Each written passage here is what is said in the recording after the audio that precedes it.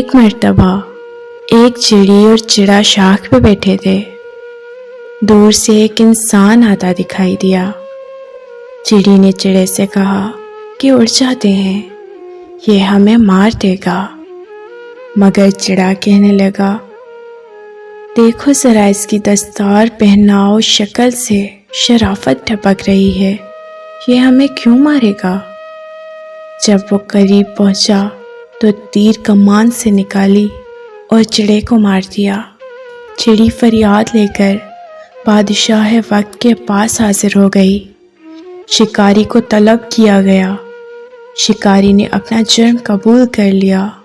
بادشاہ نے چڑی کو سزا کا اختیار دیا کہ تم اسے جو چاہے سزا دے دو۔